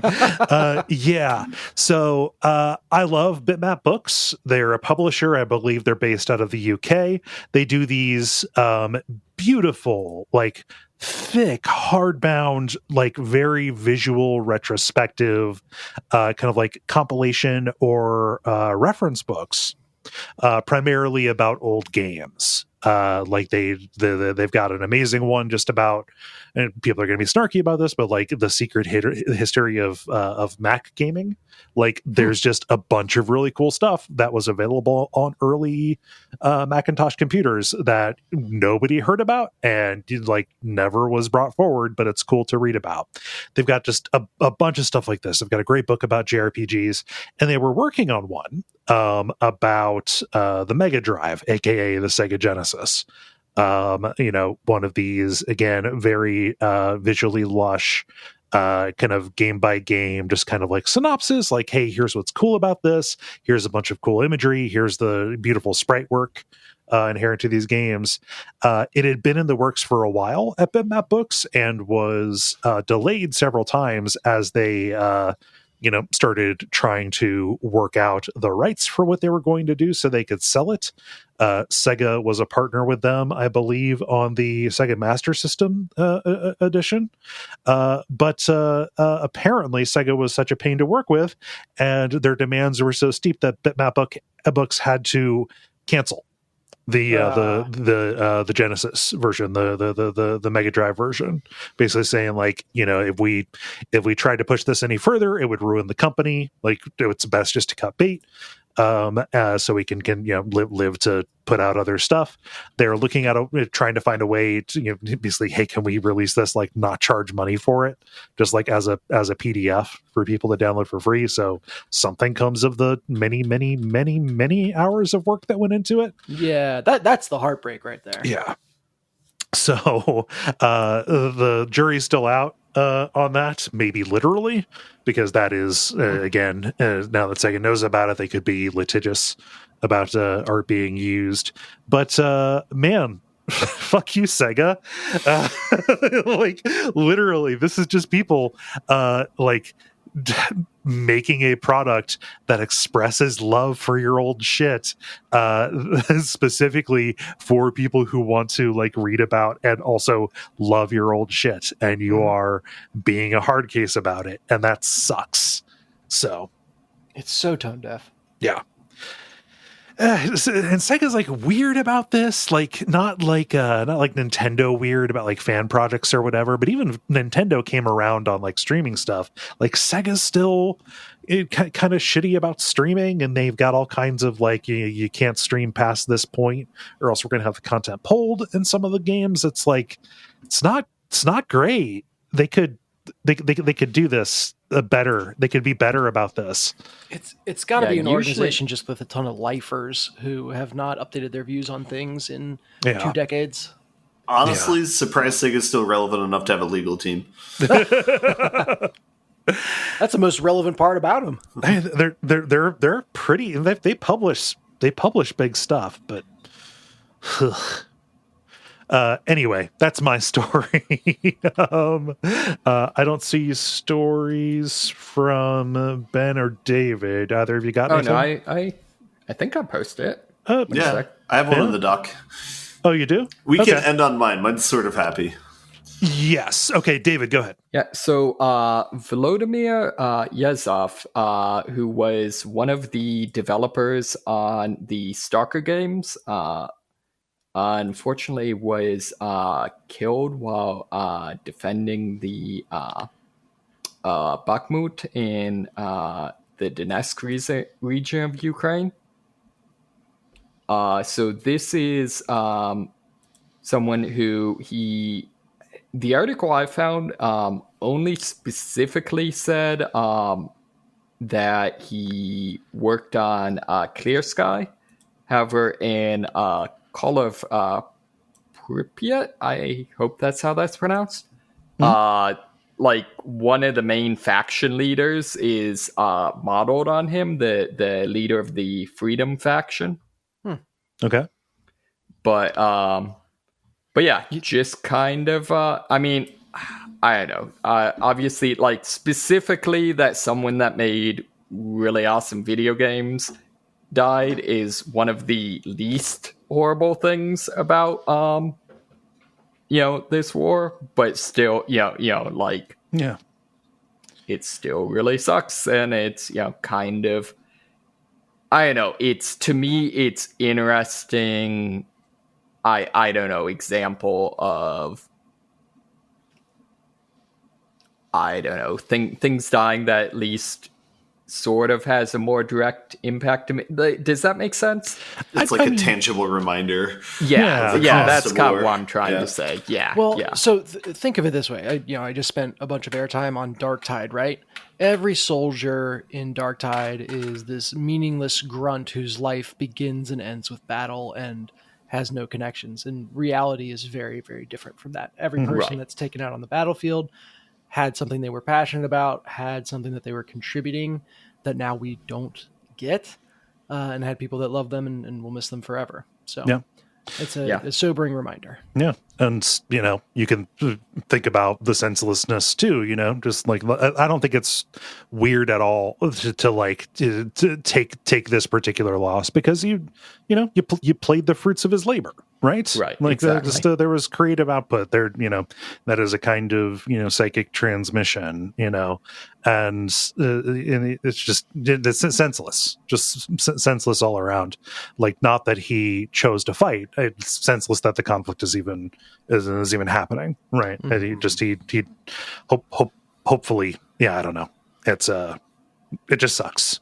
I hate it. Think about any number of things that those people could create or the people they could raise that could make a tangible difference on the world. Think of the people thrust into, privation, displaced from their homes, having their entire lives derailed just by the knock-on effects of the conflicts, who, probably had something great in them or, again, could have had a huge impact, but their life course was changed because somebody decided to fucking invade their country. Sucks. Hate it. And even if it was a person that was gonna derp around their house and do nothing, like it is still just heinous to watch this stuff play out. Yeah, there are all kinds of costs that are gonna go above and beyond even just the monetary costs associated. Thinking about our fucking Congress. Sorry, don't want to veer into it, but this is unwelcome news. Yeah. Yep.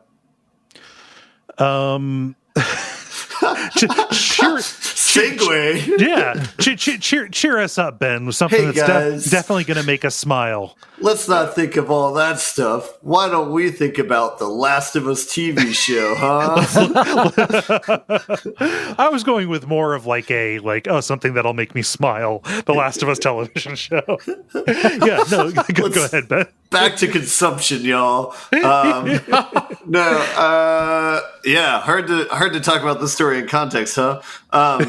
Last of Us is coming out this Sunday.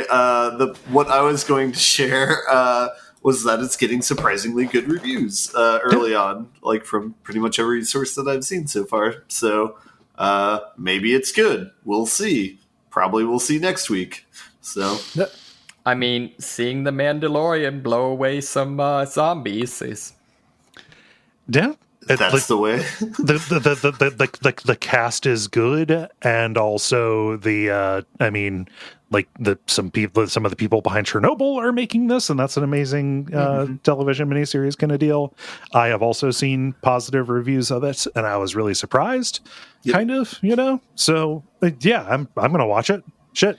Yep. So I'm curious on something, because I saw a little soundbite that the actress playing Ellie, she hadn't been familiar with the games beforehand, and either the director or someone on the crew said, "Hey, you should don't go look at the game, come to it completely fresh." Mm-hmm. And she said, "I kind of snuck it anyway." But what do you guys think about that direction? Like, do you feel like that could have had any kind of positive outcome, or do you feel like that would exclusively be negative for someone to just have zero familiarity with the source material? I think it just depends on what you want to do with your direction, like whether or not you want to make like a tribute album or you want to make something that's more original. So I'm not sure. I mean, good. I was just gonna say, like, how old is she? Like, don't know. Yeah, I've got no idea if they cast her up, because I think in the game Ellie's supposed to be like 13. Okay. Is she that old? I thought she was like a toddler or something. No. I have not played these games. I'm sorry. Yeah. Yeah, I could see them urging a 5-year-old not to go play The Last of Us. Yeah, so that's why I was wondering. It's like, one. would this be something that would be like, Yeah, and just ask your parents. For my view, I would much rather her not have seen it, or just like, even if you're going to say like, oh, I'm going to go do my own thing, who's to say how much you might subconsciously be doing it? Like, she's a professional. I'm sure that she's able to compartmentalize a bunch of stuff, but like, I don't know. I just like, no, like make your own thing. It's a good performance in the game. It's a very cinematic work, but also, you can just go and make your own thing. It's fine. Like, so many of the locations are the same as the first game. What I'm curious to see is like, what are they going to add that the game doesn't have, essentially? I'll be curious to see it, but I'm eager to check it out. Apparently, it again, seeing sound bites, it spends a lot more time with the characters kind of before everything goes to crap. Yeah. Cool. Well, I mean, it's in Boston, so it's going to be hard to tell. Do we have any Boston fans? I'm sorry, Boston's not. I'm sure we do. There, we got a few. Yeah, Boston's a lovely city. Do they have internet 20, in Boston? By the way, she is the actress is 20. You said born in 2003. So I did born in 2003. So 19. Yeah, that's fine. God. Yeah, no, that's old. Yeah, we're old. It's fine. At a certain point, it stops bearing remarking on. I think the weirdest thing for me about getting old, sorry, this is a total tangent, is just thinking back and realizing all these movies and stuff where there's like, the village elder, like, advising, I don't know, the young, war chief or whatever. Like, can you imagine being like, I don't know, a 50 or 60-year-old dude and having to advise, like, some 20-something to, like, run things? It's like, dude, 20-somethings are idiots. I was an idiot at that age. Like, yeah. Well, that's the thing. You try and explain why they're an idiot and try and teach them to not be an idiot. You know who's famous for listening to for listening to older people, who doesn't think they have everything figured out. 22 years old, 20, Yeah, 20 they 22 love year olds. listening to older people. Total respect for authority. That's what I think of with early 20s. Yeah. So I guess what I'm saying is I've gained new respect for the old dude in every video game that's just telling me, like, dude, that stuff you do is not going to end well. I mean, let's be honest, you did it anyway, so you are the Yeah, problem. you were gonna do it anyway. Yeah. How do you all feel about buttoning it up? Buttons. The credit. Thank you so much, everybody, for listening to level number 442. I really appreciate it, and I'm sure the others do too. I'm not going to speak for them, but if you would like to help out the show, you know generally what to do: ratings, reviews, telling your friends, the Duckfeed Patreon, and participate in the multiplayer. Why don't you? That's facebook.com/the level podcast. Is there anything I'm forgetting, or is there anything anybody else wants to throw in and promote? By the time you're listening to this, North America shipments of Deck of Wonders should be going out. Oh, neat. So that is hyper exciting. And I can't remember if I mentioned it on the last episode, but the Deck of Wonders art book, the digital art book, is available now. You can get that at the same place you downloaded the print and play files. Oh, cool. Mm-hmm. Nice. Yeah, really fun to see Lauren pointing out all the little Easter eggs and thinking process behind everything. Oh, cool. Yeah. I'm so happy. This is going on. How are the European responses to the game? So far, very good. It's very validating that when people have come with questions about gameplay, I very consistently can point them to where it is in the rules. Nice. Oh, yeah. So like nothing's come up that I just missed or that was incorrect. It's all in there. It can be a little hard to parse just because it's a solo game, so you don't have anyone to keep you in check. Mm-hmm. But I feel very, very happy with that, and I've gotten a lot of very nice words on the quality of the rulebook. Nice. Yeah. Well, congratulations. Check it out. Yeah. Cool. Well, I've been Kole Ross. You can catch my streams on Twitch at Duckfeed.tv. I've been Dennis Furia. You can catch me playing Deck of Wonders. I'm David Mysmith. And I'm Ben Merkel. And stick around for some titles.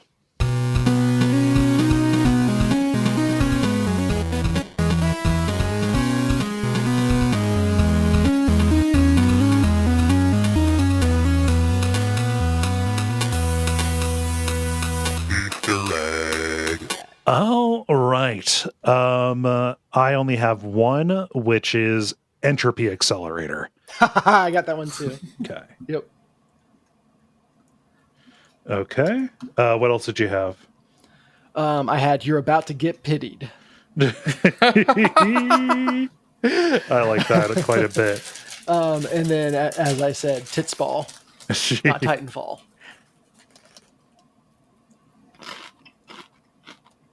Okay. Was that it, Dennis? Yeah, those are my three. Okay. Let's see. David, you got any? I had Titsball, Okay. and I had Eternity Isn't Long Enough. It's the next Bond movie. Ben, what you got? I also had Titsball. I spelled it T-I-T-Z ball. So make sure that everyone knows the spelling. No, I got it as Titsball. I have two others, but I'm not going to submit them because I don't think they're good enough. So I'm just have Titsball this week. Oh, okay. All right.